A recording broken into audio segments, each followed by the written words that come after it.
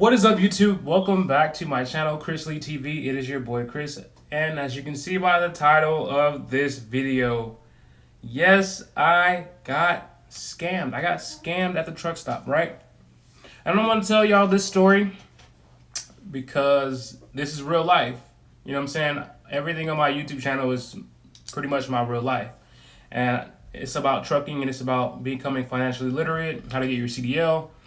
And this is what happened in the trucking industry at the truck stop. This happened to me, and I'm gonna tell y'all about it. All right, first I gotta give y'all the backstory of kind of how I got led into this scam at the truck stop. Right, my wife is gonna kill me when she watches this video. All right, so essentially, yes, I got scammed. All right, please just, if you're new to my channel, like, subscribe, comment, all that good stuff. Tell me what your thoughts are if you've been scammed at the truck stop, because there's people out there they sell everything at the truck stop, right? And it's up to you to not buy it because they know that truckers have money, all right, and they want the money that we have. So let me tell you the story of how I got scammed. All right, so here's the backstory. I was ending my day. I was ending my week, actually, pulling up to the truck stop. It was like nighttime, right? So a lot of trucks in the truck stop, a lot of spots that are occupied. So you got, you know what I'm saying, you don't have a whole lot of options to park. I found a good spot, and you know what I'm saying, I prepped and I started backing up into it, and it was tight, right? So I had to knock on this guy. He was in his driver's seat. He was watching me, the guy I was parking next to. I was like this close from his truck. So I was like, I'm not gonna keep backing up, right? I got out and I looked around a couple times and I pulled forward, pulled back, and it just wasn't getting any bigger. It was getting smaller and smaller. So I was like, hey man, hey, I need your help. I was like, I'm super close to you, and like this is about how much room I have in front of me. I don't know how I got into this sardine can tight of a spot, but I did. And I told him, I said, hey, I need your help. I don't know if you could pull up or whatever you could do, pull back so that I can get in this spot, but I would really appreciate it. Don't be afraid to ask for help.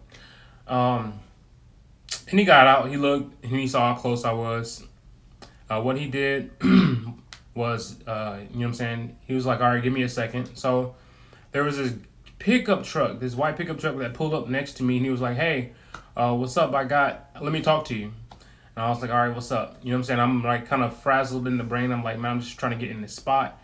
And he's like, yeah, I got these laptops. I don't know if you were looking to buy a laptop, but I got these laptops for sale. And this is the scam. He's like, I got these laptops for sale. And I'm like, all right, cool. And he shows me the laptops. They're all wrapped up nice in bubble wrap, and they got boxes and everything. And I'm like, then, you know what I'm saying, the trucker, he starts his truck and he starts pulling forward so that he's pulling forward, going to the left. Right, so he's widening the space to where I can back up in. So I'm like, all right, give me 1 second. You know what I'm saying? We can chop it up, right? We can chop it up. I'll give you your little 2 seconds, but I got to get in this spot, and this dude is making room for me so I can get into this spot. So I said, I'll come back and talk to you. Just give me a second. Park my truck. Did my little pre-trip, off duty on the clock. And dude is still waiting for me. So I'll go back and talk to him. I'm like, all right, let me see what you got. Let me see what you're talking about. Open the boxes. Everything's, like I said, is wrapped up, looking real nice and all that stuff. It was dark, and I should have paid a little bit more attention to what these things look like. So everything's wrapped up.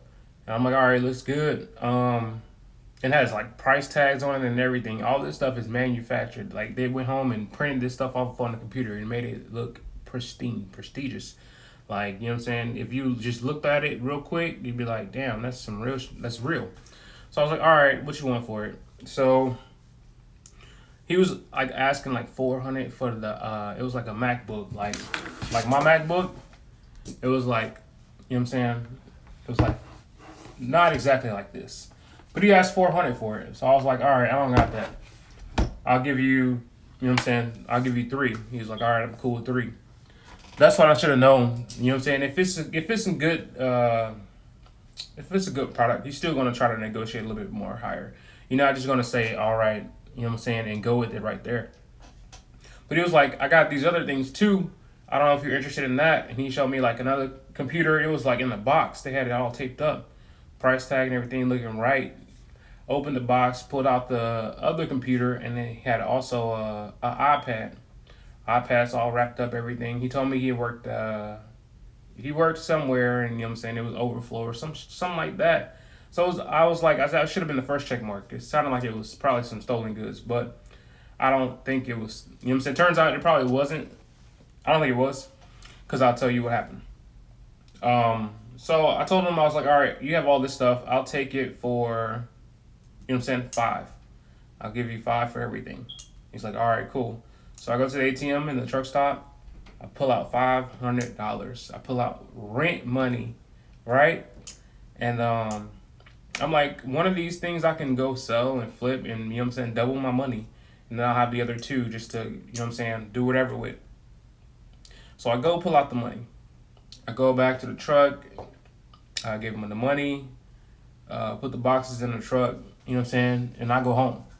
Once I get home, you know, I walk through the door. I'm like Santa Claus out this mug. I'm like, yeah, I got gifts, you know what I'm saying? I got something for you, something for you. I'll slap you in the face with this, take that, you know what I'm saying? We got, you know what I'm saying, all new electronics or whatever. Do we need them? No. So walk in the door and like I start kind of cutting open the bubble wrap, and I'm looking at it. I'm like, this doesn't look like, you know what I'm saying, what they said it was. And then I like start playing with the stuff. I bought the iPad. The iPad had a lock screen on it. It was old, kind of beat up a little bit. And then let's see, couldn't get into that. It was a HP computer. All the computers had chargers, right? Everything had a charger. So HP computer, I plug it in, take it out the plastic, take the charger out the plastic. The charger falls apart, like it crumbles. And I'm like, oh shoot. You know what I'm saying? That's when I figured, I'm like, dang.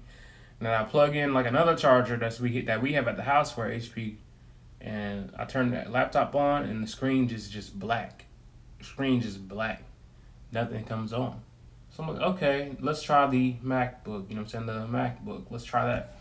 So, not knowing that this is a sticker on the laptop, the damn laptop has a sticker on it like this, right? It's not really a Mac. It's a whack. And it works, but it's not a Mac. So, and it's like 30 years old. And I'm like, man, you know what I'm saying? Like, this really happened. And I just was like, I could not believe it, right? I could not believe that had happened. And I was just like, man, you know what? I really have the charges to the game. Because I got myself into that situation, right? It was shady from the beginning, and I don't know what my mindset at the time was, but I was like, for some reason, I don't need a come up, right? I don't need to look for a quick come up, and I don't know what about my mindset at that time was like, yeah, I got this, I can, you know, flip this and flip that, but I don't know why I was in that mindset, like I can, all right, boom, I can do this and do that. And I don't need to do that, right? I have a really good job to where I don't have to think about doing like out of the ordinary things for money, right?